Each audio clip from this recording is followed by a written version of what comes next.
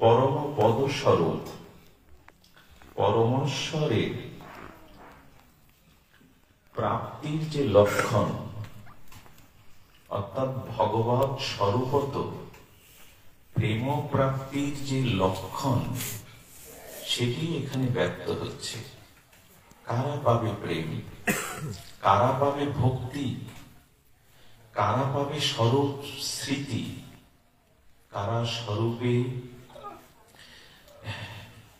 অধিষ্ঠিত হয়ে পরম পদ পরম প্রাপ্তি কারা প্রাপ্তি করবে, ভগবান তাদেরই লক্ষণ এখানে নির্ণয় করছেন। খুব গভীর মনোযোগ দিয়ে শুনতে হবে, উৎকর্ণ হয়ে শ্রবণ করতে হবে।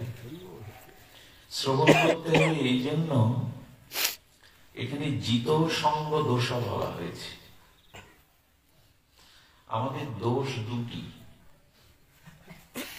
একটি হলো সঙ্গ দোষ, আর একটি হলো স্বভাবত দোষ। কুসঙ্গে অসৎসঙ্গের দ্বারা আমাদের ভিতরে যে সংক্রামিত হয়, স্খলিত পতিত এবং অবাধিত পতনের যে কুচিন্তা, রজতম গুণের উদ্ভব, সেটি হয় সঙ্গ দোষ থেকে, জিত সঙ্গ দোষা।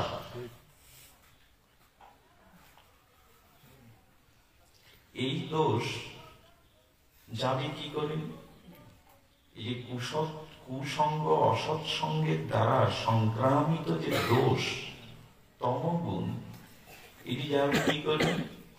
বলল বিশুদ্ধ ভজনানন্দী শুদ্ধ চরিত্র স্নিগ্ধ স্বজাতীয় শুদ্ধ ভক্ত বা সাধু সঙ্গ করলে কুসঙ্গের দোষ দূর হবে। অবধারিত। কিন্তু একটি দোষ সহজে যাবে না, সেটা হলো স্বভাব দোষ। আচ্ছা, রাবণের উপাস্যকে দশানন, ত্রিলোক বিজয়ী দেবতাদের ত্রাস। রাবণের উপাস্যকে ভগবান শঙ্কর। আচ্ছা, যার সাথে পরাজিত হচ্ছেন সেই রামও কিন্তু ভগবান শঙ্করকে অনেক জায়গায় উপাস্য বলে স্বীকার করেছেন। আচ্ছা, এতজন রাবণকে বোঝালো, বিভীষণ থেকে শুরু করে তার প্রাক্তন মন্ত্রী উপদেষ্টাগণ, কারো কথা রাবণ কি কর্ণপাত করেছিল? আমরা একটু শিব ঠাকুরকে জিজ্ঞাসা করি, ভগবান শঙ্কর কি তোমারই তো শিষ্য, সে তো তোমার কম উপাসনা করেনি। সে 10টা মুন্ডু ছেদন করে রক্ত দিয়ে তোমার উপাসনা করেছে ভগবান। তোমার কৃপা বলে বলিয়ান হয়েই তো স্ত্রীলোক জয়ী। তুমি তাকে একটু বোঝালে না কেন? জগৎলক্ষ্মী সেটাকে ফেরত দেওয়ার কথা।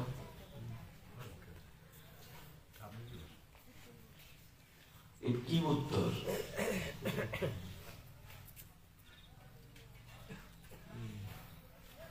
তুমি তো একটু বোঝাতে পারতে, তোমারই আশ্রিত, তোমারই উপাসনা করে তাকে বোঝাতে, তুমি বললে তো শুনতো। ভগবান শঙ্কর তার উত্তর হলো, আমি বলিনি এই জন্য, তাকে উপদেশ দেইনি এই জন্য সে আমার উপদেশ মানবে না। এই কারণে হলো রাবণের স্বভাবটা দূষণীয় হয়ে গেছে, দূষণীয় হয়ে গেছে। এখন সে ঈশ্বর বা শাস্ত্র বাক্য আমরাও মানি না। শিব ভগবান বলছেন, আমি যদি রাবণকে বোঝাতে চাই, রাবণ প্রথম স্বভাব দোষ হিসাবে উত্তর দেবে, আপনার মাথা কটা ভগবান শঙ্কর? শিবের মাথা কটা ভগবান শঙ্কর? রাবণের আপনার থেকে আমার মাথা বেশি, বুদ্ধিও বেশি, উপদেশ দিতে আসবেন না।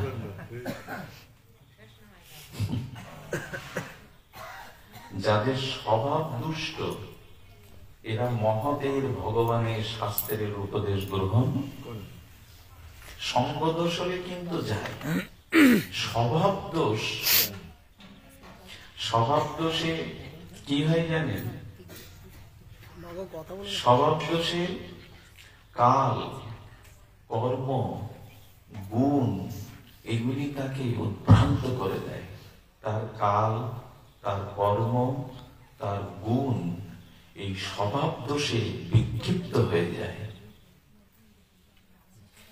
বিভীষণের মতো পরম প্রাজ্ঞ লাথি খেতে হলো, কথা বলে না, পদাঘাত খেতে হলো। স্বভাব যাদের দোষ তারা বিভীষণের মতো পরম ভক্তের প্রাজ্ঞের হিতকাঙ্ক্ষীর উপদেশও লাথি মেরে দেন। এখন প্রশ্ন হলো, সঙ্গ দোষ যাবে সৎসঙ্গের দ্বারা, স্বভাব দোষ যাবে কি করে? সেটি একটু আলোকপাত করা যাক। এই স্বভাব আমাদেরকে জন্ম জন্মান্তরের রাবণকেও পর্যন্ত ভগবান শঙ্কর এই জন্য উপদেশ দেন নাই যে শুনবে না।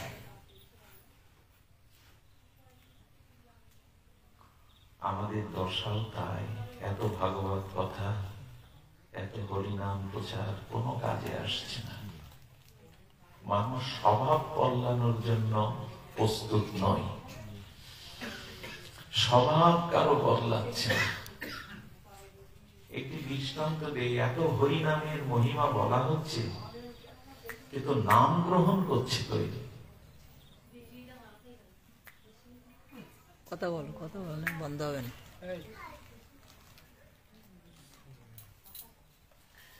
তো স্বভাব দোষ যাবে কি করে?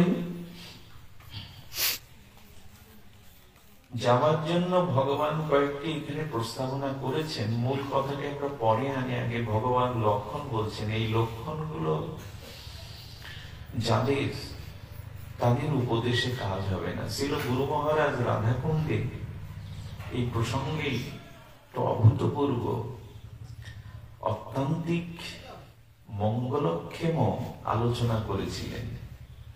ছিল নরোত্তম ঠাকুর দাস মহাশয়ের পদে বলছেন, কামে যার হতচিত নাহি মানে নিজ হিত, মনের না ঘুচে দুর্বাসনা।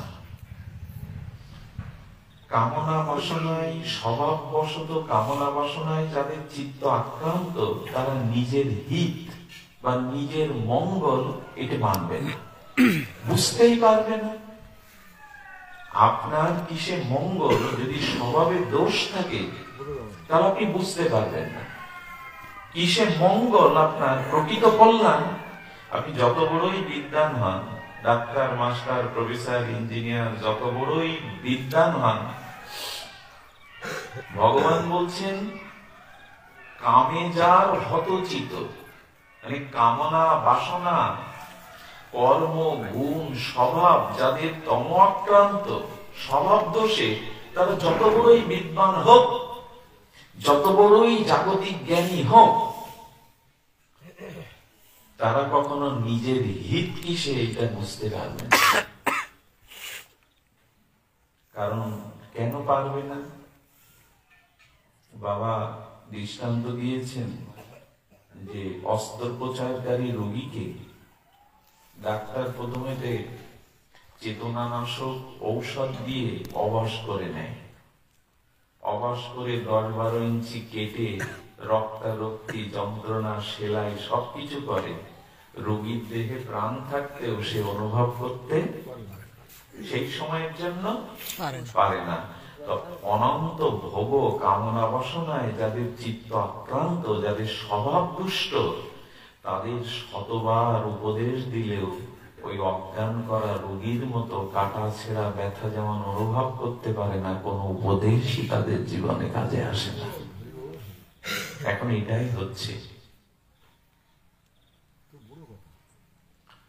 এবং মনের না ঘুচে তাদের দুর্বাসনা কামনা কখনো ঘুচবে না। মাটির কলসিটা প্লাস্টার করা পাথরের জমাট বাঁধা পাথরের উপরেও প্রতিদিন রাখতে রাখতে পাথর ক্ষয়ে যায়। আর এত সাধু সঙ্গ, এত হরিকথায় আমাদের মনের কুস্বভাব পরিবর্তন হয় না, হবেও না। কেউ যদি প্রশ্ন করে হচ্ছে না কেন, তার কারণেই তার স্বভাবটা ঠিক নয়। এখন এটা পরিবর্তন হবে কি করে শুনুন তাহলে। সঙ্গদোষ সৎসঙ্গের দ্বারা যাবে, আর স্বভাবত কাল কর্ম গুণ এই দোষগুলি যাবে ভগবানের নিষ্কপট ভজনের দ্বারা। রাধে রাধে। শ্রবণে না, কীর্তনে না। ভজনের দ্বারা শ্রবণ মানে শ্রবণ করছি, কীর্তন করছি এরকম না, বলে যথাযথ নিষ্কপট অনুরাগ ভগবানের ভজন যদি আপনার জীবনে আসে, তাহলে স্বভাব কাল কর্ম দোষ এটি পরিবর্তন হতে বাধ্য। যদি বলেন আমরা তো ভজন করছি, না, আমাদের যে ভজনটা এটা যান্ত্রিক হয়ে যাচ্ছে। যন্ত্র টিপলে যেমন বাজে, ভজন করছি বটে কিন্তু অনুরাগ নেই, প্রীতি নেই। ভজন করছি বটে কিন্তু ভজনে অনুরাগ বা প্রীতি নিয়ম করে করতে হয়, তাই করছি। বাবা কথা বলো না, নিয়ম করে করতে হয়, নিয়ম রক্ষার্থে করছি, কিন্তু ভজনে অনুরাগ নাই। আসলে এই স্বভাবটা দোষণীয় হয় গুণের দ্বারা। যে কাল কর্ম গুণ বললাম, গুণ কটি আমাদের? সত্য, রজ, তম। কি অবস্থা দেখুন আমাদের। যখন দোকানে গেলাম না, একবার মন্দিরে যাই, ভাগবত আসরে যাই, ওইখানে কি গুণ প্রকাশ হওয়ার কথা? সাত্বিক গুণ। কিন্তু ওখানে গেলে রজ আর তম এসে হাজির হয়। স্বভাব দোষ। তম মানে নিদ্রা। এখান দেখবেন অধিকাংশ মানুষ এরপরে তাদের চোখ মুখ আর নিতে পারবে না। ভাগবত কথা একটা ক্লেশ, কষ্ট, কিন্তু শীত, জড়তা আর স্বভাব দোষে তারা যেন গেল অবস্থা। চোখ ভগবত আসলে কেউ যদি ঘুমায় ভালো, এতে দোষ নাই, কিন্তু সে ঘুমাচ্ছে এটা সে স্বীকার করে না। ঘুমালে দোষ নেই, ঘুমিয়ে পড়ুন, একটু আরাম পান, কিন্তু যদি বলি ঘুমাচ্ছ, সে স্বীকার করবে না। এই যে দেখি একবার ভাগবত হচ্ছে, সামনে সাধুদের মধ্যে কয়েকজন বসেছে, তো যিনি পাঠ করছেন ইনি পরম মহাত্মা। তো সামনে বসে যে ভক্ত জিমাচ্ছে, বলছেন মাধব বাবা, হ্যাঁ আপনি ঘুমাচ্ছেন? না বাবা, চোখ বন্ধ করেছিলাম। আর কেউ শুনছে না, উনি শুনছেন চোখ বন্ধ করে। আবার জিমাচ্ছে, মাধব বাবা, বলছে বাবা একটু চোখ বন্ধ করে ধ্যানস্থ হয়ে শুনছিলাম। উনি ধ্যান করছেন আর এখানে আর কেউ শুনছে না। তৃতীয়বার মাধব বাবা, হ্যাঁ না ঘুমাচ্ছি না। চতুর্থবার বলছেন মাধব বাবা, আপনি কি মারা গেছেন? না। তারপর ওই যে আগের 3 বার ঘুমাচ্ছেন না, আপনি কি বেঁচে আছেন? তাহলে না বেঁচে নেই। অনেকে বলে বন্ধ করে শুনছি না। তার মানে যখন মন্দিরে গেলাম, ভাগবত আসরে গেলাম, তখন সপ্তগুণের জায়গায় ঢুকে পড়লো তমগুণ। আর রজগুণ এতক্ষণ কি ভালো লাগে? এই বেটার ঘড়ি ঘন্টার সময় জ্ঞান নেই, শীতকাল, এত রাত হয়েছে, বাড়ি যাওয়ার জন্য ব্যস্ত, খুব দ্রুত বাড়ি যেতে হবে। কি করবে বাড়ি গিয়ে? ঘুমাবেন তো, ভালো খাবেন আর ঘুমাবেন তো। সেটা তো সারা জীবনই ঘুমাচ্ছেন, জীবনের অর্ধেক আয়ু ঘুমিয়ে কাটাচ্ছেন, বাড়ি যাবে। তার মানে রজগুণ হলো চঞ্চলতার স্বভাব, এখানে বসতে দিচ্ছে না আপনাদের। আর তমগুণ অলসতা দুটো এখানে আসছে। আচ্ছা, আপনি যখন কাল সকালে দোকান খুলবেন, দোকানে আসা উচিত ছিল রজগুণ, কিন্তু দোকানে চলে আসে সত্যগুণ। জেগে থাকি, খাওয়াও নেই, স্নানও নেই, খরিদ্দার ভিড় করেছে, তো ওইখানে জেগে আছেন। মানুষ বলছে টাকার একটু সমস্যা, এখন কি কিনবো? তখন সাত্বিক উপদেশ দেন, টাকা পয়সা অনিত্য জিনিস, জিনিস কিনবেন না তো কি কিনবেন, সব পূরণ করবেন না, তো তখন উপদেশগুলো সাত্বিক। দোকানে আসা ছিল রজগুণ, ওইখানে এলো সদ্গুণ। মন্দিরে আসা উচিত ছিল সাত্বিক গুণ, কিন্তু এসে গেল রজগুণ। তাড়াতাড়ি শেষ করো, তাড়াতাড়ি, কখন যাব? আর ভাগবত আসরে আসা উচিত ছিল সত্যগুণ, কিন্তু এখানে এলো তমগুণ। তমগুণ। অধিকাংশ মানুষ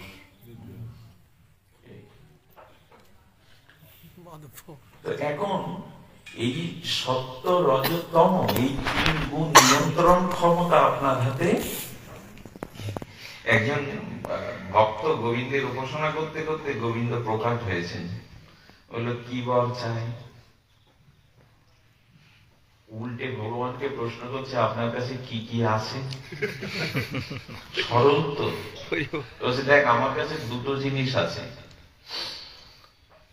একটা হলো মায়া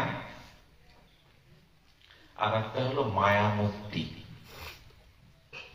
বলছে ভগবান আমি তো ওই জন্যই বলছি, আমি তো আমার চাওয়াটা তো ঠিক হবে না, আপনি এক কাজ করেন, আপনি যদি কিছু দিতে চান তাহলে ওই মায়া মুক্তি দিয়ে আমাকে মায়া মুক্তি দিন। আপনার ভেতরে যে আপনি মায়ার অধীশ্বর, আচ্ছা মায়া কার শক্তি? কথা বলতে হবে। মম মায়া মানে গোবিন্দের মায়া। মায়া মুক্তি দেওয়ার কে মালিক? তাহলে যার মায়া তিনি মামেব যে প্রবর্তন্তে মায়া মেতা, উনি ছাড়া তাহলে যার মায়া আবার তিনি মায়া মুক্তি দেন। বলেন ভগবান তাহলে আমার চাওয়ার সুযোগ পেয়ে গেছি, আপনার কৃপার দ্বারা আমার ওই মায়া মুক্তি দিন।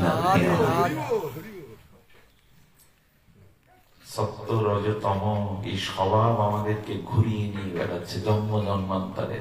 এই স্বভাবটা দূর হবে কি বললাম? একমাত্র ভগবানের ভজনে।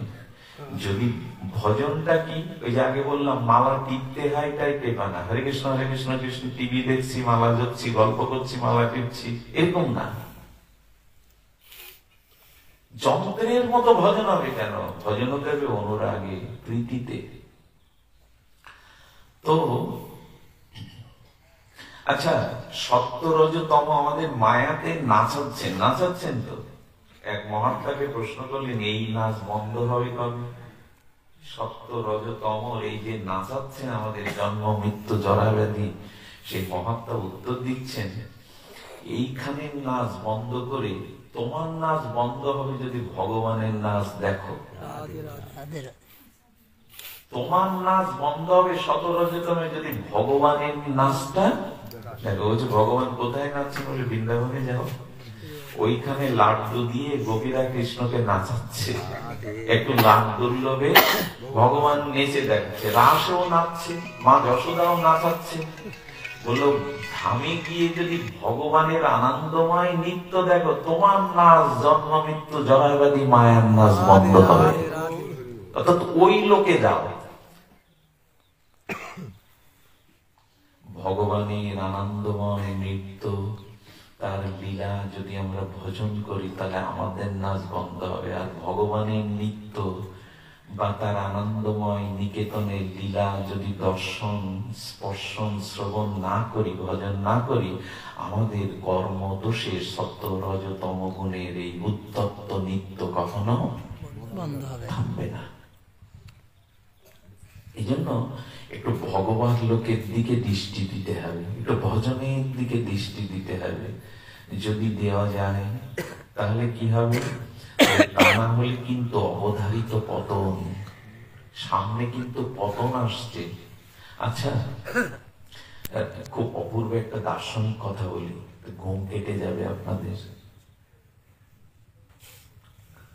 রাবণ যেদিন রঘুপতি রামচন্দ্রের বাণে পড়ে গেল, ওনার অন্তর্মুহূর্তে লক্ষণকে একটা প্রশ্ন করেছিল। কি অদ্ভুত! লক্ষণ বলছেন, দশানন, আপনার পতন হলো কেন?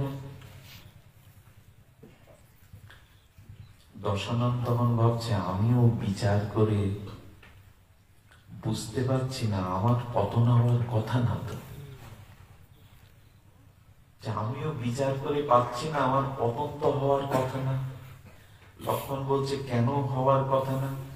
বললেন, তোমার দাদা রামের থেকে বহু বহু গুণে আমার দক্ষতা, ক্ষমতা, শক্তি, প্রভাব, সাধনা বেশি রামের থেকে। এই জন্য আমি ভেবে পাচ্ছি না, আমার তো পতন হওয়ার কথা না। রামচন্দ্র দাঁড়িয়ে দাঁড়িয়ে মৃদুমন্দ হাসছেন। লক্ষণ বলছে, তা কি কি গুণে আপনি আমার দাদার থেকে বেশি, রামের থেকে বেশি? শুনবে? আপনারাও শুনুন, খুব কান খাড়া করে শুনুন, অভূতপূর্ব একটা দৃষ্টান্ত। রাবণ তখন বলছেন, আমি মহামণি পুলস্তের বংশধর, ব্রাহ্মণ মুনি বংশে। আমার পিতা একজন বিশ্বশ্রবা মুনি, আর রাম হলো ক্ষত্রিয় রঘুবংশের। অর্থাৎ বর্ণের দিক দিয়ে আমি রামের থেকে বড়। আমি পুলস্ত মুনির বংশধর, বিশ্বশ্রবা মুনির পুত্র, আমি বিপ্র। রাম হলো ক্ষত্রিয় রঘুবংশীয়, আর আমি হলেন পুলস্ত ঋষির ব্রাহ্মণ বংশীয়। এদিক দিয়ে আমি উঁচু।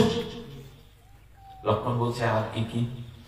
বলল, আমার হলো সোনার লঙ্কা, সোনা দিয়ে মোড়ানো। রাম এখন বনবাসী, সোনার একটা ছোট্ট কুটিরও পর্যন্ত রাম কোনোদিন করেনি। এদিক দিয়েও আমি শ্রেষ্ঠ।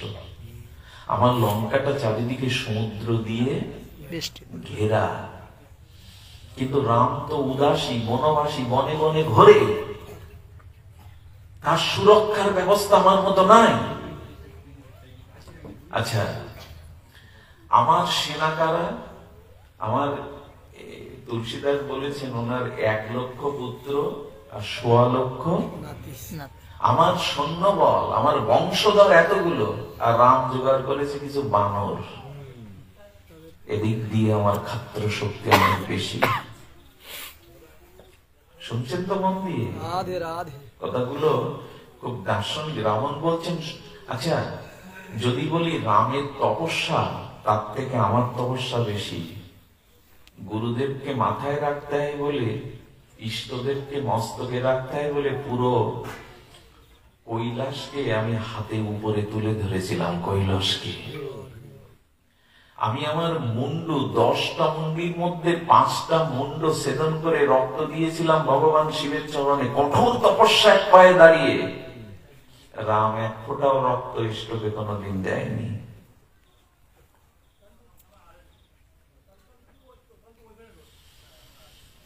আমার মৃত্যুবান আমার কাছে ছিল।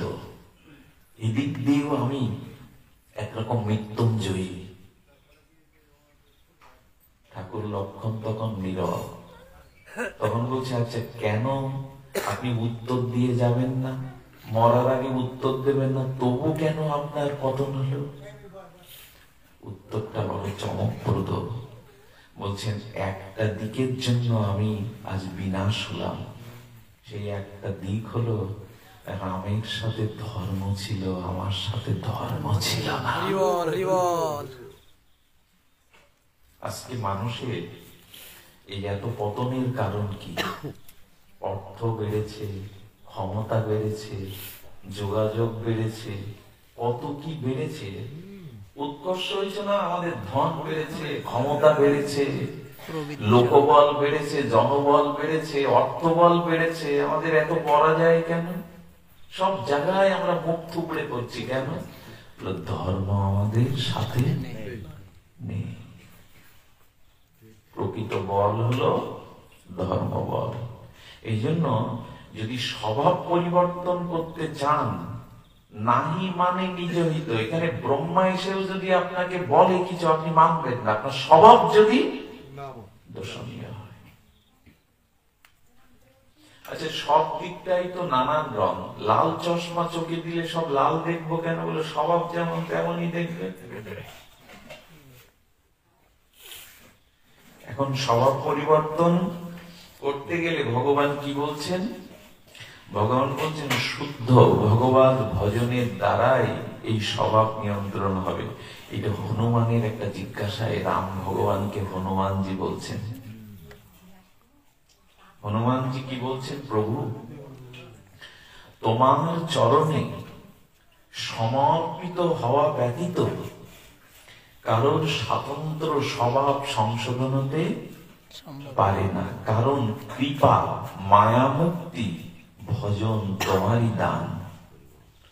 তুমি কৃপা করে যদি মায়া মুক্তি দাও, তুমি কৃপা করে যদি কৃপা শক্তি দাও, তাহলে জীবের পক্ষে ওই লক্ষ্যে পৌঁছানো সম্ভব। হনুমানকে রাম তখন বলছেন, তাহলে কৃপা আমার হাতে, ভজন আমার হাতে, বলে ওই দুটো তোমার হাতে। এই জন্য আমি কখনো ওই দুটোর দিকে আমি চাইনি। ওটা আমি শুধু চেয়েছি কি, আমি শুধু চেয়েছি তোমার চরণে পড়ে থাকতে চাই। মান মর্যাদা খ্যাতি মন্ত্রিত্ব কিছু আমি চাই না।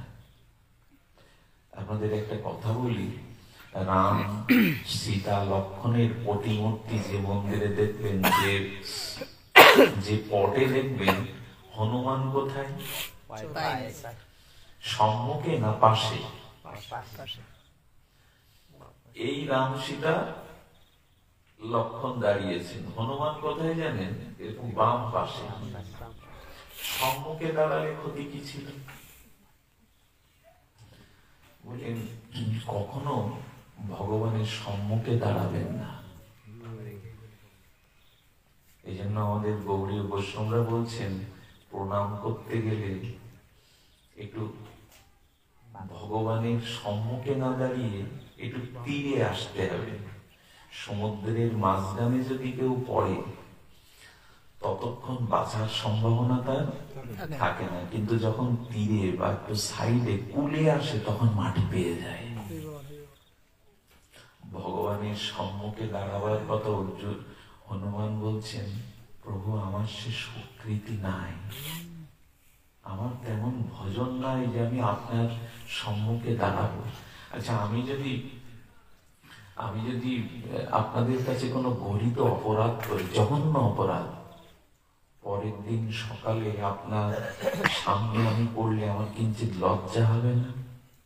খুব গরিত কাজ করি, যদি কলঙ্কিত কোনো কাজ কর্ম করে বসি, তাহলে সকালে যদি আপনাদের সাথে আমার দেখা হয়, একটু লজ্জা হবে না? আপনারা জেনে গেছেন আমরা কত বড় অবিশ্বাসী নাস্তিক। আপনি আমার কাছে থাকেন না, দূরে থাকেন, আমার অপকর্ম আপনার সামনে সংগঠিত হলে আপনাকে দেখি লজ্জা পায়। আর ভগবান বিদ্বেষ অর্জুন তিষ্ঠতি, ভগবান হৃদয়ে আছে, তাকে হৃদয়ে দেখে এত অকর্ম করছি, তবু লজ্জা পাচ্ছি না যে তিনি আমার ভেতরে দেখছেন। ভগবান আছেন হৃদয়ে, কথা বিশ্বাস করি। যদি করতাম, তাহলে গরিত কাজ করলে একটা লজ্জা। আপনার সম্মুখে লজ্জা করলে, আপনার কাছে মুখ দেখাতে গেলে আমি অবনত হই। আমরা ভগবান আমার হৃদয়ে আছে বিশ্বাস করি, করি না? মুখে বলতে হয়, বলি দেশ অর্জুন তিষ্ঠতি, হৃদয়ে আছেন। রবীন্দ্রনাথ কি বলেছে জানেন? পাপেরও চিন্তা মরে যেন দহি দুঃসহ লাজে। পাপেরও চিন্তা মরে যেন দহি দুঃসহ লাজে।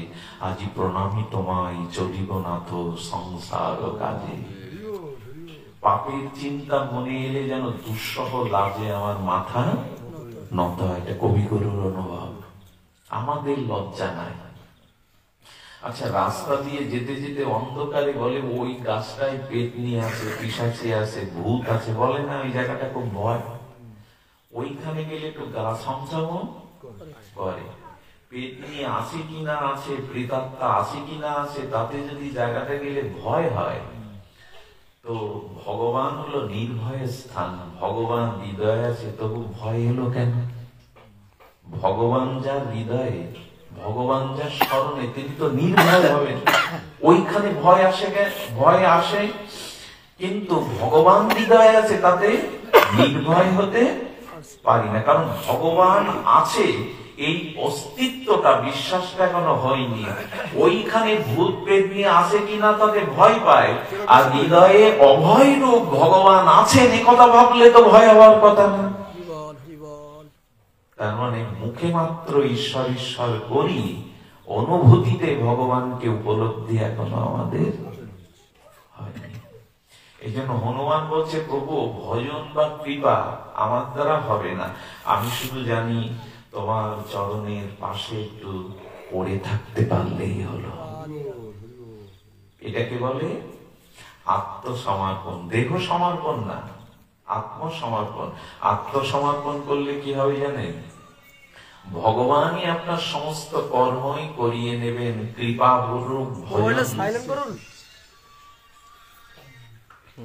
ভগবান, ভজন বা কৃপা, এই দুটি না দিলে আপনি,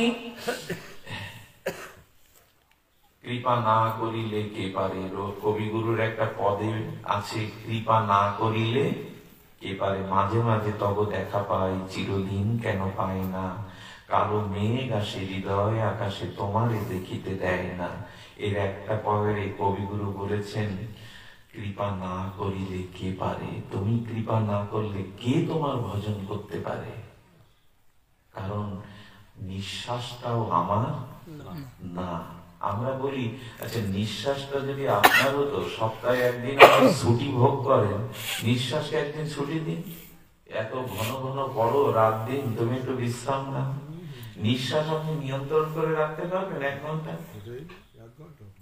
তার মানে নিঃশ্বাসটাও আপনার না। তা যদি না হয় তাহলে এত কিছু কেন?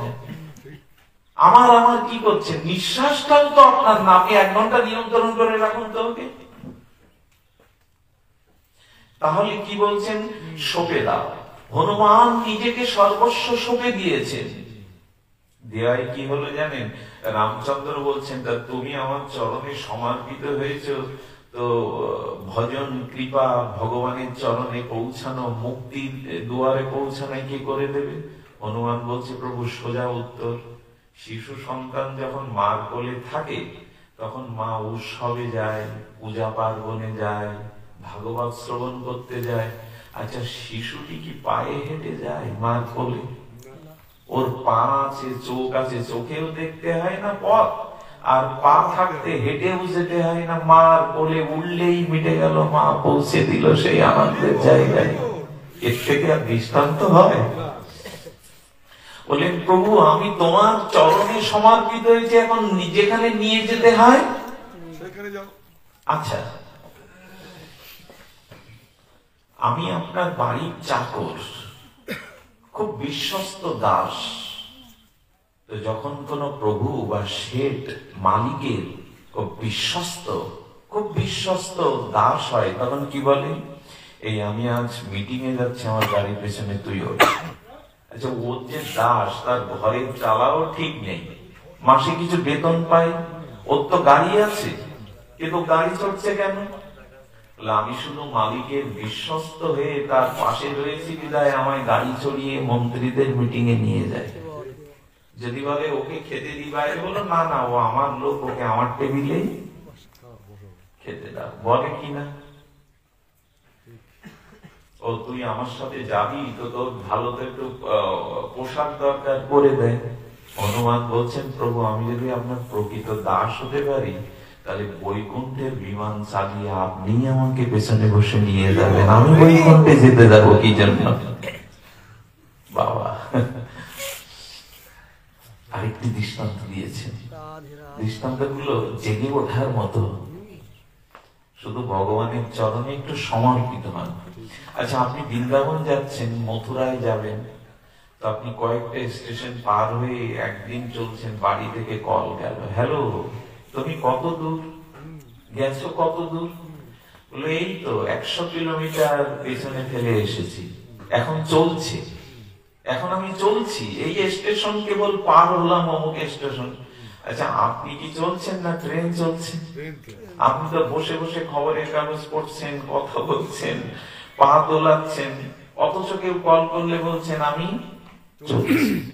এই এত স্টেশন পার হয়েছি, ট্রেনে শুধু টিকিট কেটে উঠলেই হলো। আপনি হাঁটবেন কেন? ট্রেন আপনাকে মথুরায় পৌঁছে দেবে। তেমনি আপনি ভগবানের চরণে পড়ে থাকলেই সরল বিশ্বাসী হয়ে গেল। কথাটি তো বললাম, ভালো লাগলো, ভালো, কিন্তু তার চরণে। আচ্ছা, যদি বলেন আমি দীক্ষা নিয়ে এসি, একটু সৎসঙ্গে যাই, বললেন হবে না। হবে না কেন জানেন? শ্রদ্ধারূপ মূল্য যদি না থাকে, তাহলে এই আনন্দের ভগবান বাজার থেকে আপনি ভক্তি, মুক্তি এগুলো কিনতে, শ্রদ্ধারূপ মূল্য চাই। এটার এখন খুব অভাব, এটার এখন খুব অভাব। শ্রদ্ধা, অনেকেই বলে ভালো গুরু নেই, ভালো সাধু নেই, এই জন্য আমাদের পরিবর্তন হচ্ছে না, এই জন্য আমরা বদলাচ্ছি না। দীক্ষার কি নেব, এখন গুরু নেই। কথাটি ঠিক না। ঠিক কথাটি হলো শ্রদ্ধাবান লভিত জ্ঞানাম তৎপরে সংযতেন্দ্রিয় জ্ঞানাম লব্ধা পরম শান্তি অচিরেনা অধিগচ্ছতি। অচিরেই শান্তি পাবে, ইন্দ্রিয় সংযত হবে, পরম জ্ঞান লাভ করবে। তার মূল বীজ হলো শ্রদ্ধা। আমাদের অধৈর্যাপুরের একটা গরিব ঘরের মেয়ে, গরিব না ভুল হলো, রাজ পরিবারের মেয়ে। তো রাজ পরিবারের মেয়ে তো রাজকুমারী, রাজকুমারীর প্রগাঢ় বৈরাগ্য, ছোটবেলা থেকে তার প্রগাঢ় ভগবানের প্রতি বৈরাগ্য, কিন্তু দীক্ষা এখনো পায়নি। তাই বসে বসে গান গাচ্ছে, হে সদ্গুরুদেব, কবে তোমার কৃপা হবে, কবে তোমার করুণা হবে। ঘটনাক্রমে তখন দস্যু ওই বাড়িতে চুরি করতে এসেছিল। এখন বলছে রাজকুমারীর তাহলে গুরু দরকার, গুরু গুরু বলে কাঁদছেন, কবে গুরু তোমার করুণা পাবো, দর্শন পাবো। তো খুব শ্রদ্ধা, ও তাতে করে কাঁদছে। দস্যু বলছেন চুরি করা আর লাগবে না, এর সবকিছু নেওয়া যাবে। পরের দিন চুল টুল দাড়ি টাড়ি বেরোয়া বাসন তিলক নিয়ে হরিওম তৎসৎ বলতে বলতে হাজির। চরণে পড়ে গেছে, প্রভু আমার আকুতি তাহলে পূর্ণ হলো। জগতে কৃষ্ণ পাওয়া সুলভ, সদ্গুরু পাওয়া দুর্লভ। প্রভু আপনার চরণ জল টল করে তাকে আসনে বসিয়ে বলছে, প্রভু করুণা করুন। তীব্র বৈরাগ্য, তীব্র তার শ্রদ্ধা। তখন বলছেন আমি তো সর্বত্যাগী বনবাসী সন্ন্যাসী, আমি দীক্ষা আমার বনের কুঠিরে আশ্রমে ছাড়া দীক্ষা দেই না। তুমি এক কাজ করো, তুমি আমার সাথে চলো। রাজকুমারী তো যত অলংকারটা ছিল দক্ষিণা দেবে বলে সবকিছু পুটলি করে গুছিয়ে নিয়ে গেছে। এই গাছতলাতে গুরুদেব ওকে বাঁচছে আষ্টে পিষ্টে। গয়নাগুলো বললো সোনার গয়না থাকলে মন্ত্র নেওয়া যাবে না, এগুলো খুলে উনি পেতেছেন, সব রক্ষিত করে ওকে আষ্টে পিষ্টে গাছের ছাদে বেঁধে বলছেন, মা আমি 2 দিন বা 3 দিন বাদে আমি এসে বাঁধন খুলে তোমাকে কৃপা দান করবো। কেউ যেন আসলে এই বাঁধন কাউকে খুলতে। ঠিক আছে গুরুদেব, বুঝেছেন তো, ওর দীক্ষা, ওর সবকিছু বুঝেছেন তো। ওই গয়না নিয়ে এদিকে রাজা খুঁজতে খুঁজতে মন্ত্রীদের পাঠাতে পাঠাতে সৈন্যদের বলছেন বাবা গিয়ে বলছেন, মা চল। বলেন বাবা আপনি জন্মদাতা, আমার দ্বিতীয় জন্ম হবে আমার শ্রী গুরুদেবের কাছ থেকে, উনি আমার পরম গুরুদেব, উনি ছাড়া তো বাঁধন আমি খুলতে দেব না। বাবা যতবার বোঝাতে চায় ও ভণ্ড প্রতারক, বাবা এইসব বলতে নেই, এইসব শুনতে নেই, উনি আমার পরমাত্ম শ্রী গুরুদেব, আমার ভাবের বন্ধন উনি খুলে দেবেন। এরপরে ঘটনাক্রমে ওই জঙ্গল দিয়ে নারদ যাচ্ছিলেন, ওই বালিকাকে বাঁধা অবস্থা দেখে বলছে, মা তোকে কে বেঁধে গেল, আমি তোর বাঁধনটা খুলি। বলছেন, প্রভু আপনার চরণে প্রণাম, এই দেখুন সদ্গুরুর কৃপা, গুরুর দর্শন পেয়েছি, চরণে প্রণাম করেছি, তাতে আপনার মতো দেবর্ষী পদের দেখা পেলাম। ভগবান পেতে আর আমার দেরি নেই, তবে আপনি আমার বাঁধন খুলতে পারবেন না। আমার শ্রী গুরুদেব না আসলে বাঁধন। নারদ বলছে, প্রভু এমন শ্রদ্ধা জগতে খুব কম আছে, প্রভু ওকে একটা কৃপা করো। ওর শ্রদ্ধা যদি জয়ী না হয় তাহলে তোমার বাক্য মিথ্যা হয়ে যাবে। শ্রদ্ধাবান লবে তো জ্ঞানা, ও তীব্র শ্রদ্ধা। গোবিন্দ তখন ও শ্রী গুরুদেবকে মায়া মুক্তি দিয়ে পরমহংস পদে আসীন করে বললেন, যাও আমি তোমাকে পরমহংস করলাম, আমার কৃপা শক্তি দিয়ে ওকে দীক্ষা দিয়ে ওর বন্ধন মুক্তি করো। কার অভাব? শ্রদ্ধা না গুরুর? এটাই অভাব। মুখে যাই বলি আমরা, আমাদের শ্রদ্ধার খুব অভাব। এইটা ফিরিয়ে আনুন। আমাদের এত যুক্তি, এত অহংকার, এত দাম্ভিকতা, আমরা কাউকে শ্রদ্ধা করতে পারি না। যেটুকু করি মেকি, লোক দেখানো। কারণ যুক্তি আছে তো, বিদ্যার গৌরব, ধনের গৌরব, অহংকার তো কম না। এই জন্য ভগবান বলছেন, নির্মাণ মহা, যদি আমার কৃপা লাভ করতে চাও, মান আর মোহ, এই মান আমি বড়, এই মান আগে ত্যাগ করো, মোহ ত্যাগ করো, তবে তুমি আমার কৃপা স্বভাব বদলাতে পারবে। আগে মানের আকাঙ্ক্ষা ত্যাগ করো। এক ছেলে, তার গরিব মা লেখাপড়া শিখিয়ে পিএইচডি করিয়েছেন। পিএইচডি সেই ছাত্র জ্যামিতিতে একেবারে প্রথম মার্কটা পেয়েছে। এই গ্রাম হলুই দিচ্ছে, আমি পিএইচডি করেছি জ্যামিতিতে, অমুক অমুক পেয়েছি। মা তখন বলছেন, এখন তোকে ভারী খাবার দিতে পারবো না, দুটো নাড়ু তৈরি করে রেখেছি, খোকা এই দুটো খেয়ে নে। তখন বলছেন, মা তুই গুনতে জানো? বলেন, তোকে লেখাপড়া শেখালাম ভিক্ষা করে, লোকের বাড়িতে কাজ করে, আমি তো বাবা এই সুযোগ পাইনি। বলছেন, মা আমি যা শিখে এসেছি তুমি অবাক হয়ে যাবে। মার কাছেও দেখাচ্ছে গৌরব, বিদ্যার একটা গৌরব আছে তো। যারা ভক্ত না, গোবিন্দের ভজন করে না, তাদের বিদ্যাটা অহংকারী করে তোলে। যারা ভজন করে তাদের বিদ্যা সোনায় সোহাগা হয়ে যায়। এই জন্য মহাপ্রভু রায় রামানন্দ সংবাদটা একবার পড়ে নেবেন, চোখ বুলিয়ে নেবেন। মহাপ্রভু জিজ্ঞাসা করছেন, বিদ্যা মধ্যে কোন বিদ্যা সার? শ্রেষ্ঠ বিদ্যা বলো রায়, শ্রেষ্ঠ বিদ্যা কি? রায় কহে, কৃষ্ণ ভক্তি বিনা বিদ্যা নাহি। একদম স্পষ্ট বলে দিলেন। এর উপর কলম চালাবার ক্ষমতা পৃথিবীর কোন দার্শনিকের নেই। বললেন, উচ্চ শিক্ষায় শিক্ষিত হয়ে যার শ্রদ্ধা নেই, বিনয় নেই, দৈন্য নেই, ভগবানের ভজন নেই, ওই বিদ্যা অসার, টাকা কামাই করা বিদ্যা। কৃষ্ণ ভক্তি বিনা বিদ্যা নাহি আর। আমি একরকম মূর্খ, জানেন। আমার আক্ষরিক জ্ঞান শুনলে আপনারা আমার দিকে তাকাবেন না। এটা এখানে প্রফেসররা বসে পাঠ শুনছেন। বিচারে যদি আসে তাহলে ওনার তো এখানে বসে থাকার কথা না, আপনাদের বসে থাকার কথা না। কিন্তু কৃষ্ণ ভক্তি হলো শ্রেষ্ঠ বিদ্যা।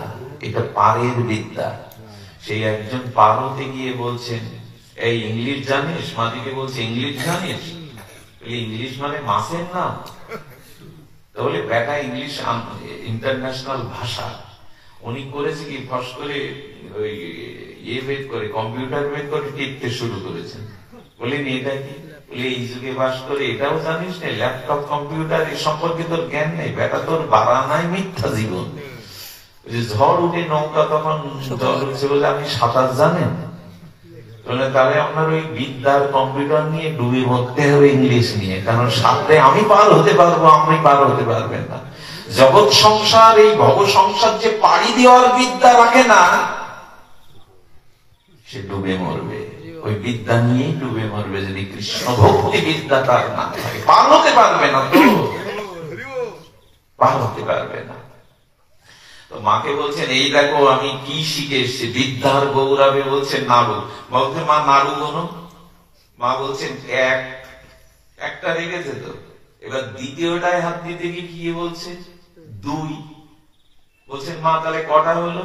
বললো ওই একটারে বললো তুমি আগে বললে 1, একটা তুই বললে 1, আর এতে হাত দিয়ে বললে 2, 2 আর 1 কত হয় যে আমি 3 ভাষায়?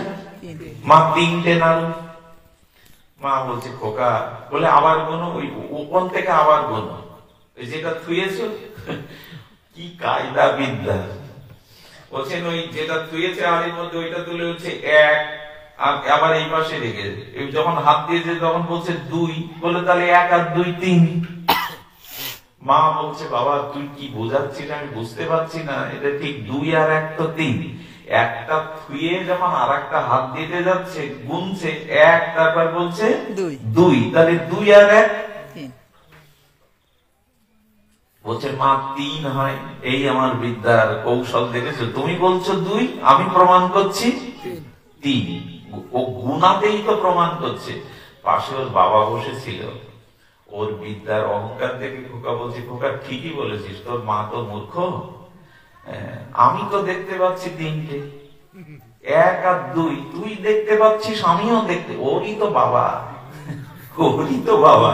বলছে আমি দেখতে পাচ্ছি 3টে।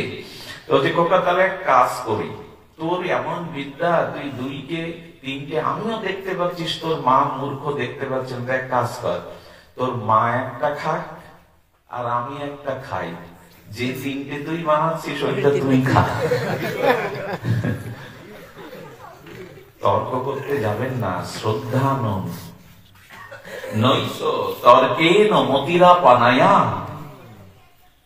মহাভারত বলেছেন তর্কের দ্বারা জীবনে কোনো কিছু পাবেন না। নৈস তর্কেন মতি পনায়া, না কিছুই পাবেন না তর্কের দ্বারা। একজন মন্দিরে যাচ্ছে, 2-1টা লোক তো এরকম, কোথায় যাচ্ছ, একটু সুরটা অন্য করে বলে, কোথায় যাচ্ছ? মন্দিরে ভগবানের দর্শনে, ভাগবত হবে। হাতে কি? তার প্রদীপ।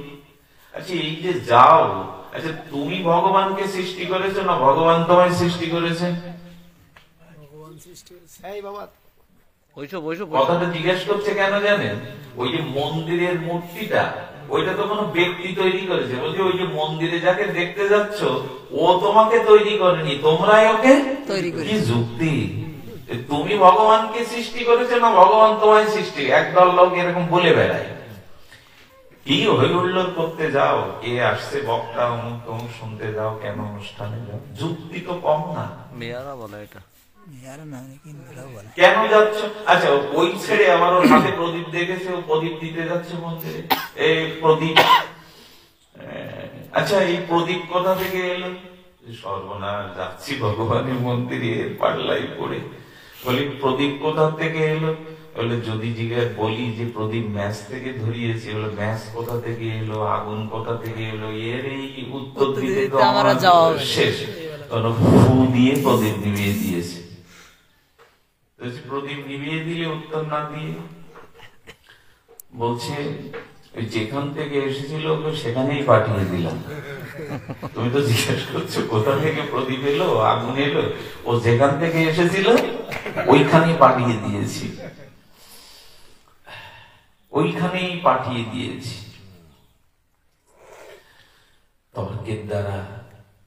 তর্কের দ্বারা কিছু সমাধান হয় না। আমাদের শ্রদ্ধা কেমন জানেন? রামকৃষ্ণদেবের কথামৃতে আছে কথাটা। এক সহজ সরল দীক্ষা নিতে গিয়ে রামকৃষ্ণদেবকে বলছেন, আচ্ছা শিষ্য হতে গেলে কি কি করতে হবে? বললেন জল বইতে হবে, কাপড় চোপড় কাচতে হবে, গুরুদেবকে স্নান করাতে হবে, মন্দির মাজতে হবে, রান্না করতে হবে। বললেন আচ্ছা গুরু হতে গেলে কি করতে হবে? বলে এই আদেশগুলো তার অন্যকে করতে হবে। বলে তাহলে আমাকে শিষ্য না করে গুরু করে দিন। আমরা সব এই দলের লোক, গুরু হওয়ার জন্য চেলা কেউ হতে চায় না, সব গুরু হওয়ার দলের লোক। এক মহাত্মার কাছে গেছেন, এক গুরুর কাছে গেছেন, গুরুর কাছে গিয়ে তখন বলছে বাবা তুই দীক্ষা নিবি তো 2-3 দিন আমাকে একটু পরীক্ষা টরীক্ষা করে নে, আর আমিও তোকে একটু দেখে নি। ঠিক আছে। বসে বৃষ্টি নেমেছে একদিন পরে, এখন আশ্রমের গাভীটা বাঁধা ছিল মাঠে, ও তো হাতটা জড়ো করে বসেছে। গুরুদেব মনে করছেন ওকে এই গাভীটা একটু খুলে দিতে বলি, যা তো বাবা গাভীর দড়িটা খুলে দিত। হাতটা মুষ্টিবদ্ধ করে কি বলছে জানেন? বলছেন প্রভু অনধিকার চর্চা ঠিক না। বুঝলাম না। বলছেন আপনারা কৃপা করে ভগবানের মূর্তিমন্ত শক্তি নিয়ে জগতে এসেছেন আমাদের মতো বন্ধন কামনা বাসনা মোহ বন্ধন দশা জীবকে মুক্ত করতে। বন্ধন মুক্ত তো আপনার কাছে, আমার না তো। বন্ধন মুক্তি তো আপনার কাজ, আমি তো নিজেই বন্ধনে আবদ্ধ, আমি কার মুক্ত করবো? গুরুদেব বলছেন এটা চেলা হতে আসেনি, গুরু হতেই এসেছে। গেলই না। কিছুক্ষণ পরে বলছেন আচ্ছা বাইরের দিকে একটু দেখে আসতে পারিস, বৃষ্টিটা থেমেছে কিনা। তখন বলছে গুরুদেব একটু আগে আপনার ঘরে বিড়াল ঢুকলো দেখেছেন? বলে হ্যাঁ। আমাকে আর কষ্ট করতে হবে কেন? আপনি বিড়ালটার গায়ে হাত দিয়ে যদি দেখেন ভিজে, তাহলে জানবেন বৃষ্টি এখন হচ্ছে, আর যদি শুকনো জানবেন বৃষ্টি জ্বলে গেছে। আমরা সব আদেশ দিয়ে দলের লোক, আদেশ পালন করার দলের লোক নয়। অনেক কথা হয়ে গেল, সময় চলে গেল, মূল কথায় ফিরে আসি। স্বভাব কি করে যাবে? স্বভাব যাবে ভগবানের ভজনের দ্বারা।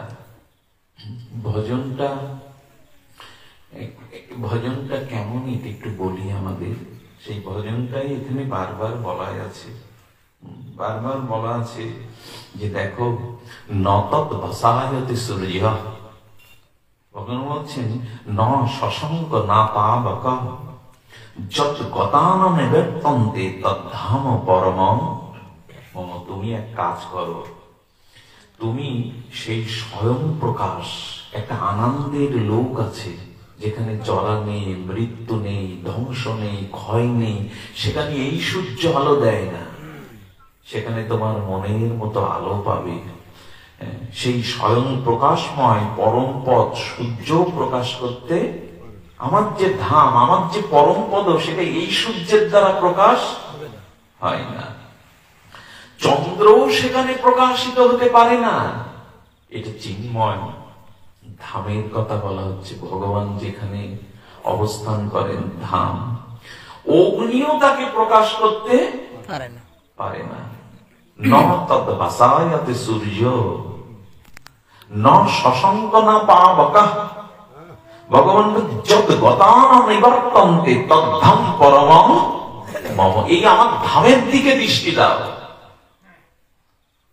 আমরা সংসারের দিকে দৃষ্টি দিয়েছি, ধামের দিকে, ভগবত ধামের দিকে দৃষ্টি দেয়নি। আর যে পরমপ্রদ প্রাপ্ত মানুষ আমাকে পেলে, আমার চরণে পৌঁছালে আর এই জন্ম মৃত্যু চক্রে তাকে ফিরে আসতে হবে না। যে চরণ পেলে আর কিছু পাওয়ার বাকি থাকে না, যাকে জানলে আর জানার কিছু অবশিষ্ট থাকে না, যাকে লাভ করলে আর কোন লাভ তোমার কাছে লাভ, পরম লাভ মনে হবে না, সেই পরম ধাম, সেই পরম চরণ তুমি আশ্রয় করো, তুমি আশ্রয় করো। এই হলো আমাদের অন্তিম সংবাদ। এটা ভগবান গীতাতেই বলেছেন। গীতাতেই বলেছেন যে এই পরম পদ তোমাকে আশ্রয় করতে হবে। সেই ধাম হলো শ্রীধাম বৃন্দাবন যুগল ভজন ধন মহে করালো উপদেশ। আমাদের ভজন হলো নবদ্বীপকে আশ্রয় করে, পঞ্চতত্ত্বের সংকীর্তন নবদ্বীপকে সংগ্রহ করে রাধা কৃষ্ণ যুগলের প্রীতিময় সেবার দিকে আমাদের যেতে হবে। এইখানে ধামে যেতে হবে কেন জানেন? স্বভাব পরিবর্তন হবে। ভগবানের স্বরূপ শক্তি লাদিনী অধীশ্বরী রাধারানীর কটাক্ষ কৃপা দৃষ্টি যদি কেউ পায়, অনন্ত জন্মের স্বভাব পরিবর্তিত হয়ে শুদ্ধ ভক্তি মুহূর্তেই লাভ করতে পারে। ঠাকুরানীর কৃপা, রাধারানীর কৃপা। আমাদের ভজনটা মহাপ্রভু দিয়েছে রাধারানীর চরণে। এই দেখুন রাধারানীর প্রেমের কি মহিমা। গোবিন্দ দুগ্ধ দহন করছেন, নূতন কথা, খুব ভালো লাগবে। আস্বাদন গোবিন্দ দুগ্ধ দহন করছেন, রাধারানী এসে দাঁড়িয়েছে সম্মুখে। রাধারানী দাঁড়াচ্ছেন, বাছুরটা বাছুরটা কি করেছে, দৌড়ে রাধারানীর চরণের দিকে ছুটে গেছে, গাভীটাও দুধ দেওয়া বন্ধ করেছে, কিন্তু গোবিন্দ এরকম করছে, রাধারানীর দিকে তাকিয়ে বলে, বাবা সচ্চিদ আনন্দময় মোহনীয় শ্রী গোবিন্দকেও উদাসী করে দিয়েছে। গোবিন্দ হাতে এরকম করছে, গাভী তো দুধ দেওয়া বন্ধ করেছে। মা যশোদা বলছেন, রাধারানী সামনে এলে আমার গোবিন্দের, আমার গোপালের এরকম হয় কেন? হয় এই কারণে, আমারও তো রাধারানীর দিকে তাকালে মনটা কেমন হয়ে যায়। এই রাধা কটাক্ষ কৃপা, রাধারানীর কৃপা গোবিন্দের থেকেও বেশি। সব বলছে জয় রাধে বৃন্দাবন, একজন বলছে একটু রাধে শ্যাম বলো, একটু শ্যাম যুক্ত করে বলো। বলো শ্যাম বললে শ্যাম পাবো না, রাধে শ্যাম মিলাদে। কি বলি? রাধে, এই কথাটা খুব প্রসিদ্ধ গৌরী, রাধে শ্যাম মিলাদে। তার মানে রাধারানীর কৃপা, রাধারানীর চরণ ভজলে শ্যামকে মিলিয়ে দেবে কে? রাধারানী। বলছেন কি, রাধে বললেই দুজনকে পাবো, শ্যাম বললে আর্ধেক। রাধা বিনা গোবিন্দ আর্ধেক। আর্ধেক পেয়ে কি হবে? আর্ধেক পেয়ে কি হবে? এই জন্য রাধা বললে আমরা শ্যাম সুন্দরকে পাবো। রাধা বললে গোবিন্দ সব লীলা ফেলে আমার পিছনে ছুটবেন যদি রাধা বলি। রাধারামের জয় জয় রাধা নাম, বৃন্দাবন যার ধাম, কৃষ্ণ সুখ বিলাসের নিধি। কৃষ্ণ সুখ দিবে রাধা, কৃষ্ণকে পাইয়ে দিবে রাধা। কৃপা কটাক্ষ করুণা কৃষ্ণের থেকে শতগুণ রাধারানীর। স্বয়ং ভগবান বিমোহিত, স্বয়ং ভগবান মোহিত। হ্যাঁ, রাধারানী পরিবেশন করছেন, নন্দ বাবা আছে, দাদা বলায় আছে, একসাথে সেবা করতে বসেছে নন্দালয়ে। তখন করছে কি, রোহিণী মা একটু ভেতরে কিছু আনতে গেছে, রাধারানী তখন পরিবেশন করছেন। চামচ দিয়ে তো পাত্রেই দিতে হবে, রাধারানী দিতে গিয়ে গোবিন্দ হাত পাচ্ছেন। রাধারানীর হাতটা দেখে করুণাময় আনন্দ ঘনময় গোবিন্দ হাত পাচ্ছে, আর ওই হাতটা পেয়ে হাত দিয়ে পেটে চেটে চেটে পাচ্ছেন। রাধারানীর পরশ আছে তো। যশোদা বললেন, এই পেয়ে গেছি। গোপালের পেট ভরে না, লোকের ঘর থেকে ননি চুরি করে, ওর ক্ষুধা লাগে, এই জন্য মোটে খেতে চায় না, আমি সেদে সেদে খাওয়ালে, আর রাধারানী হাতে করে দিয়েছে বলে চেটে চেটে খাচ্ছে। রাধারানীকেই দিয়েই আমার গোপালের সেবা করাতে হবে, রাধারানীকে দিয়েই আমার গোপালের সেবা করাতে হবে। আর একদিনের ঘটনা, ব্রজের কি আনন্দ! এগুলি হৃদয়ে গেলে স্বভাব আপনার পরিবর্তন হতে বাধ্য। করুণাময়ীর এত করুণা, রাধা ঠাকুরানীর এত করুণা। তো কি করেছেন, গিরি গোবর্ধন যেদিন ধরলেন, গিরি গোবর্ধন কনিষ্ঠ অঙ্গুলিতে ধরেছেন। ধরার পরে সকালে বলছে, কানাই তুই দিনে 10-12 বার খাস মার হাতে, তোর তো পুটুলি বেঁধে নিয়ে যেতে হয়, তো আমরা একটু ঠেলা দিয়ে ধরছি, তুই একটু খেয়ে নে, মার দুধ টুধ খেয়ে নে। আরে আমি, যশোদা বলছেন আচ্ছা তোরা একটু ধত্ত, কতক্ষণ বাচ্চাটাকে আমি একটু দুগ্ধ দেইনি। রাধারানী একটু আড়ালে ছিলেন, রাধারানী সখীদের একটু আড়ালে ছিলেন, পাতার আড়াল যেমন থাকে। তখন কৃষ্ণ বলেছে কি, এদের একটু মজা দেখায়। কৃষ্ণ বলছে দে, ঠেলা দে। ঠেলা দিয়ে ধরলে গোবিন্দ একটু যেই চাপ দিয়েছেন, হুড়মুড় করে পড়তে যাবে। এই রাগ ডাক কানাই, আমাদের হয়তো অসতর্ক ছিল, কি জানি, তুই ধর, আমরা দেখছি। সঙ্গে সঙ্গে রাধারানীর সঙ্গে এসেছে, গোবিন্দের চোখ টানা টানা হয়ে রাধারানীর দিকে নিষ্পলক পড়ছে। ইন্দ্রকে উনি কোনো অভিশাপ দেননি, এই জন্য ইন্দ্র 7 দিন বৃষ্টি ঝড় দিয়েছ। ব্রহ্মা আমার গোবৎস হরণ করলে আমি তাকে অভিশাপ দিয়েছিলাম, কিন্তু তোমাকে দেইনি কেন জানো? তুমি রাধারানীকে সামনে এনেছিলে বলে। তাকে দেখবার জন্য আমি কত রাত দাঁড়িয়ে দাঁড়িয়ে থাকি, কত কি চেষ্টা করি, তার দর্শন পাই না, তুমি আমার সামনে এনে দিয়েছ। এই রাধারানীকে দেখে যশোদা দেখছে 4 চোখ 2 চোখ হয়ে গেছে, দুইজন দুজনের দিকে তাকিয়ে আছে। মা যশোদা মনে করেছে সর্বনাশ, এখন যদি রাধারানীর দিকে তাকাতে গিয়ে আঙুল ছেড়ে দেয় তাহলে তো ব্রজ শেষ। রাধারানীকে বলছেন, মা তুমি একটু এদিকে এসো, তো আমার এদিকে এসো, আমার পাশে এসে একটু আঁচলের তলে নিয়ে যাচ্ছেন। গোবিন্দ দেখলেই তো ছেড়ে দেয়।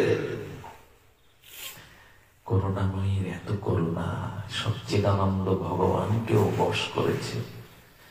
রাধারানীর চরণ ধুলি যদি কেউ নেন, আচ্ছা আমাদের জগতে তন্ত্র মন্ত্রের দ্বারা আমরা কি করি? নিতাই কি বলে ওকে? বশীকরণ। ছোটে না, মেয়েটাকে বশীবসন করলে বাপ মাকে বলে ওকে ছাড়া আমি পাগল হয়ে যায়, ঘর ছেড়ে পালায়। বশীকরণ বলেন, কৃষ্ণকে যদি বশ করতে চান তাহলে বশীকরণটা আর কিছু না, করুণাময়ীর চরণ ধুলিতে কৃষ্ণ বশীভূত।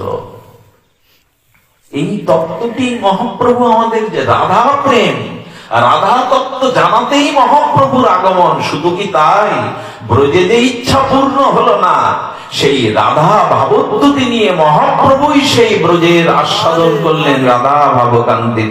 ভগবানকেও লোক চাকিয়ে দিল রাধা তত্ত্বের। রাধারানী করুণা শুনবেন, গোষ্ঠে যে গাভীগুলো যায় তার মধ্যে একটা বাছুর ঘাস খেতে খেতে সেই বাছুরের এই ঠোঁটটা একটু রক্তিম হয়ে গেছে, লাল হয়ে, ঘাস ফুটে গেলে খেতে গেলে একটু শক্ত ঘাস। রাধারানী কাঁদছে। ললিতা বলছে, কাঁদছিস কেন? বললো, তো আমার শ্যামসুন্দরের সাথে যায় গোষ্ঠে, শ্যামসুন্দরকে আনন্দ দেয়, ওই দেখ ঘাস খেতে গিয়ে তাতে তোর এত ব্যথা। রাধারানী গিয়ে বাছুরটার মুখ বুকের মধ্যে জড়িয়ে ধরে চোখের জল আর সিঁদুরটা ওইখানে লেপন করে দিচ্ছে, তোর যাতে সেরে যায়। এমন করুণা আমার গোবিন্দেরও নাই, এমন কৃপা আমার গোবিন্দেরও নাই। সবশেষে একটা ঘটনা বলি, আমি জীবনে ভাগবত আসলে এই কথাটি বলিনি। আজকে এই ঘটনাটি পড়তে শুনতে গিয়ে আমি হারিয়ে গেছিলাম, আমি নিজেকে ঠিক রাখতে পারিনি। বর্ষনাতে একজন খুব শেঠ ব্যক্তি ছিলেন, বিশাল তার মনোহারী দোকান, আর বিশাল তার গাড়ি বাড়ি বাংলো, কিন্তু তার 3টে ছেলে, কোনো কন্যা নাই। বিবাহ দিয়েছে, 3 বৌমা এসেছে। এক মহাত্মার কাছে, রাধারানীর চরণাশ্রিত এক ব্রজের মহাত্মার কাছে গিয়ে বলছেন, আমার তো কোনো কন্যা নাই, একটা আশীর্বাদ করুন, আমি যেন একটা কন্যা সন্তানের জন্ম দিতে পারি, তাকে পাই। সাধু বাবা বললেন, যে কন্যা দুঃখ দেবে, পরের বাড়ি চলে যাবে, সেই কন্যা চাও, না চিরদিন যে তোমার কাছে থাকবে সেই কন্যা চাও? বলে, না, নূতন কোন মরা কন্যাকে, চলে যাওয়া কন্যাকে এনো না, তোমার অনন্ত জন্মের ভাগ্য, তুমি বর্ষনাতে জন্মেছো, এইখানে লাললি রাধারানীকেই কন্যা করে নাও, ওকে মেয়ে করে নাও। উনি কি করলেন, সুন্দর করে রাধারানীর একটা পট উনি প্রাণ প্রতিষ্ঠা করে ঘরের মধ্যে রেখে দিলেন, তার বিছানা করে দিলেন। ওকে জিজ্ঞেস করে, লালি কি খাবি? এইভাবে সম্পর্ক করতে করতে বড় ভালোবেসেছে, তাকে খাবার এনে দেয়, তাকে খেলনা এনে দেয়, তার সাথে কথা বলে, সুন্দর করে আসনে সাজিয়ে রেখেছে, মালা পরায়। আস্তে আস্তে ধীরে ধীরে তার প্রতি, আচ্ছা বউ ছেলে মেয়ে স্ত্রী পুত্রের তো এরা অনিত্য মিথ্যা, তবু যদি এদের সাথে থাকতে থাকতে মায়া পড়ে যায়, যারা রাধারানীকে নিয়ে থাকে, রাধারানীকে আশ্রয় করে থাকে, সেটা তো সত্য, তার প্রতিও মমতা, যে এই মমতাটাই হলো প্রেম, এই ভালোবাসাটা, ভালো লাগাটাই হলো প্রেম। ওনার সেই প্রেম এসে গেছে। ঘটনাক্রমে প্রতি মাসে উনি ওইভাবে ভালোবাসতে প্রতি মাসে একবার করে, ব্রজবাসীরা না, ব্রজবাসী মেয়েরা চুরি করতে খুব ভালোবাসে, অনেকগুলো হাতে দেখবেন ব্রজে যারা যান, সেই চুড়িদার যিনি চুরি বিক্রয় করেন ফেরি করে, তিনি এসেছেন। আর ওই 3 বৌমা, ব্রজবাসীরা সবসময় মাথায় কাপড় দিয়ে পরপুরুষের সামনে যায়, এত বড় ঘোমটা বুকের উপরে, মুখ দেখা যাবে না, এসে হাত বাড়িয়ে দেয়। প্রতি মাসে একবার করে চুড়ি বদলায়। 3 বৌমাও না, ওই 3 বৌমা চুড়ি পরেছে অনেকগুলো করে। যেই চুড়ি পরা শেষ, বলে, মা আসি তাহলে। রাধারানী ভাবলো, বৌমাদের জন্য ব্যবস্থা হয়েছে, আমার থাকতে হবে। আমি তো ওনার মেয়ে। উনিও করেছেন যে অপরূপ রূপ ধরে ঘোমটাটা আড়িয়ে হাত বাড়িয়ে দিয়েছেন, আমাকে পরিয়ে দাও চুড়ি। হাতটা দেখে সারা ঘর আলোকিত হয়ে গেছে। চুড়িদার বলছেন এমন এমন চুড়ি তো কাউকে দেখেনি। মনে হয় এনাদের কোনো আত্মীয়। এর আগে তো 3 বৌমা ছাড়া এনাদের কোনো আত্মীয় হয়তো এসেছে। ওনাকে চুড়ি পরিয়ে দিলেন। চুড়ি পরিয়ে দিয়ে দুপুরে ফেরি করতে করতে সেই মালিকের শেডের দোকানে গিয়ে বলছে বিল দেন। প্রতি মাসে যা দেয় 3 বৌমার জন্য বিলটা দিতে বলছে, আর একটা বিল বাড়িয়ে দিতে হবে। কেন বাড়াতে হবে? আমার ঘরে তো 3 বৌমা ছাড়া চুড়ি পরবার মতো কেউ নেই। বলো আপনার বাড়িতেই তো আপনার কোন আত্মীয় হবে, সে আমার কাছ থেকে চুরি পড়লো, দামটা তো আজ আপনাকে 1 ভাগ বেশি দিতেই হবে। 4 জনের চুরি তো সে পড়লো। বলছেন কে পড়েছে পাড়ার লোক, আমি আপনাকে কেন দিতে যাব? আপনি যান, আমি গিয়ে শুনি। বাড়িতে এসে বলছেন বৌমাদের বৌমা, আর কেউ এসেছিল? বললেন হ্যাঁ, আমরা মুখটা দেখিনি। পাড়ার কেউ হবে বাবা, কেন উনি মূল্য দেয়নি? বললো না, আমার কাছে গিয়ে যাচ্ছে ফেরিওয়ালা। উনি ঘুমিয়ে পড়াতে রাধারানী মাথার কাছে এসে বৌমাদের জন্য মূল্য দিতে পারলে, মেয়ের জন্য মূল্য দিতে পারলে না।